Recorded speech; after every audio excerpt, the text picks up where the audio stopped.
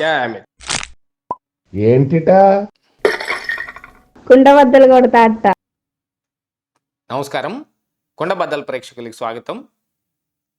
ఢిల్లీలో వైసీపీ ఎంపీలు ఒక డబుల్ గేమ్ స్టార్ట్ చేశారు. అమిత్ షా తోటి ఏదో ఒక రకంగా ఫోటో దిగి ఆ ఫోటోని ఇప్పుడు ఆంధ్రప్రదేశ్ రాష్ట్రంలో వైరల్ చేయాలి అనే ఒక ఉద్దేశంతో అమిత్ షాతో ఫోటో కోసం అనేక రకాలైన అడ్డదారులన్నీ తొక్కటం మొదలుపెట్టారు అని ఢిల్లీ నుంచి సమాచారం. ఇప్పుడు పార్లమెంటు స్టార్ట్ అయిన సందర్భంగా ఉభయ సభల్లోనూ, నిన్న రాజ్యసభలోనూ లేదు పార్లమెంట్లో కూడా ఈ అంశాన్ని ప్రస్తావించటం కోసం, అదే రకంగా ఇప్పుడు ఆంధ్రప్రదేశ్ రాష్ట్రంలో విపక్ష నేతల ఇళ్లపై విపరీతంగా దాడులు జరిగిపోతున్నాయి, అసలు ఏపీలో రాష్ట్రపతి పాలన పెట్టాలి అనే ఒక డిమాండ్ తోటి వాళ్ళు ప్లకార్డులు పట్టుకొని మీడియా పాయింట్లోనూ విచిత్ర విన్యాసాలు చేస్తూ ఉన్నారు. కాకపోతే దాన్ని ఎవరూ పట్టించుకోవడం లేదు, ఏ మీడియా దాన్ని ఫోకస్ పెట్టలేదు.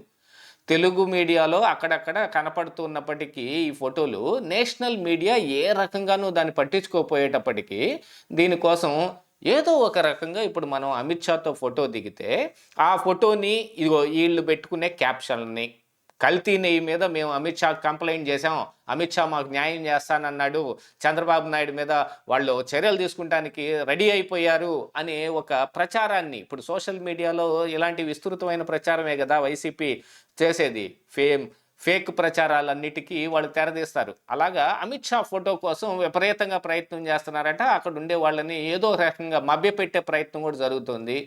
అసలు ఎస్పెషల్లీ వైవి సుబ్బారెడ్డి విపరీతంగా కృషి చేస్తూ ఉన్నాడు అనేది ఇక్కడ ఇంకొక రకంగా కనపడుతుంది.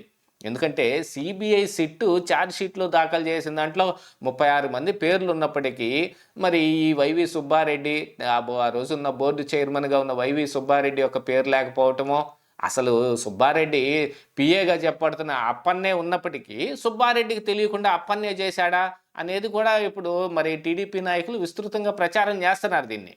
అందుకోసం వీటన్నిటిని తిప్పికొట్టాలి అంటే రాష్ట్రంలో ఇదిగో బీజేపీ యొక్క సపోర్ట్ మాకు గట్టిగా ఉంది అని చెప్పుకోవటానికి ఈ ప్రయత్నాలు చేస్తున్నారు. కాకపోతే బీజేపీ నిజంగా వైఎస్ఆర్ కాంగ్రెస్ పార్టీకి సపోర్ట్ చేయదలుచుకున్నా కూడా ఇంటర్నల్గా అంతర్గతంగా సపోర్ట్ చేస్తారు తప్ప ఇలా బాహ్య ప్రపంచానికి తెలిసే విధంగా ఫోటోలు అయితే ఇవ్వరు.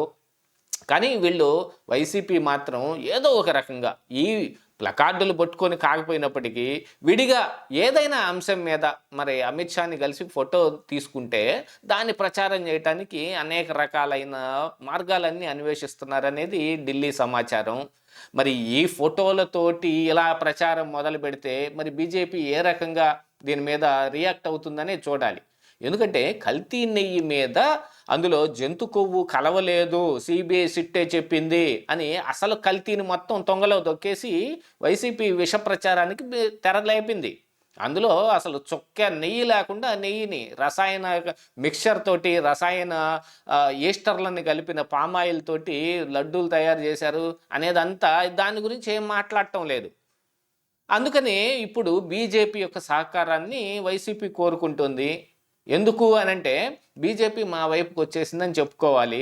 అలా చెప్పుకుంటే ఇప్పుడు వాళ్ళు చేస్తున్న ఈ విష ప్రచారానికి, దుష్ప్రచారానికి ఒక శాంటిటీ వస్తుంది అనేది వాళ్ళ యొక్క ఉద్దేశం.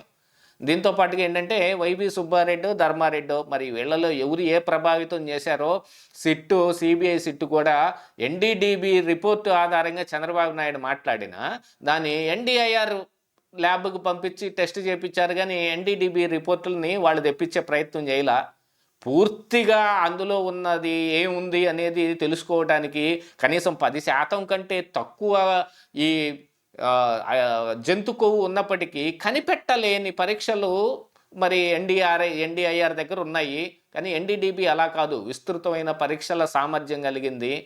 అందుకని మరి ఎన్డీడీబీని మరి పక్కన పెట్టడం వెనకున్న అసలు ఉద్దేశం ఏంటనేది కూడా ఇప్పుడు బయటపడిపోతుంది కదా. దీంతో పాటుగా ఇప్పుడు రాష్ట్రంలో అనిశ్చితి నెలకొంది. దాని గురించి ఇప్పుడు నిన్న పిల్లి సుభాష్ చంద్రబోస్ కూడా రాజ్యసభలో ప్రస్తావించే ప్రయత్నం చేశాడు. కానీ అక్కడ అడ్డుకోవటం జరిగింది, ఆపటం జరిగింది. ఎందుకంటే ఒక రాష్ట్రానికి సంబంధించిన అంశాన్ని, అందున ఎస్పెషల్లీ సభలో లేని వ్యక్తుల పేర్లు తీసుకోవటానికి ఏనాడు మరి రాజ్యసభ కానీ మరి లోక్సభ కానీ అనుమతి ఉండదు. యాక్చువల్గా అసెంబ్లీలో కూడా ఉండదు. అయినా ఇక్కడ యథేచ్ఛగా మాట్లాడుకుంటున్నారు. వాళ్ళకి అలవాటైపోయింది. ఇక్కడ సభలో లేని మరి చంద్రబాబు నాయుడు భార్య గురించిన దుర్భాషలు కూడా మరి అసెంబ్లీలో చూసాం. అలాంటి సంస్కృతి కలిగిన వీళ్ళందరూ ఇప్పుడు అక్కడ మాట్లాడిపోతే అక్కడ మాత్రం రిటార్ట్ ఎదురవుతుంది, మాట్లాడలేని పరిస్థితి వచ్చింది. అందుకని మీడియాలో ప్రచారం చేయడానికి దీంతో పాటుగా నేషనల్ మీడియాని ఆకట్టుకోవాలి అని అంటే కనుక అమిత్ షా యొక్క ప్రాపకం మాకుంది అని వాళ్ళకి తెలిసే విధంగా చేయటానికి అంతా మభ్యపెట్టి మసిపూసి మారేడికాయ చేసే ప్రయత్నమే. ఇప్పుడు అంబటి రాంబాబు చేత ఈ మాటలు మాట్లాడించిన, జోగి రమేష్ చేత ఈ మాటలు మాట్లాడించిన, ఇప్పుడు జగన్మోహన్ రెడ్డి కోరుకునేది ఏమిటి? ఈ కల్తీ నెయ్యి మీద జరిగే చర్చ పక్కదారి పట్టిపోవాలి.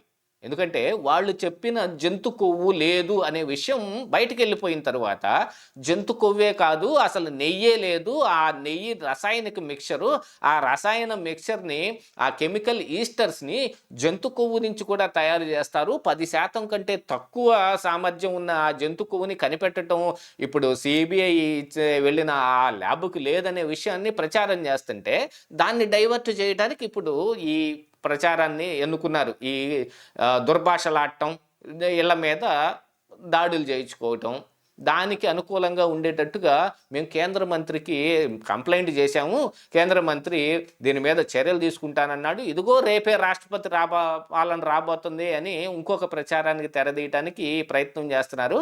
కాకపోతే అమిత్ షా కానీ అసలు హోమ్ మినిస్ట్రీ కానీ అందుకు ఎక్కడ సందివ్వలేదు.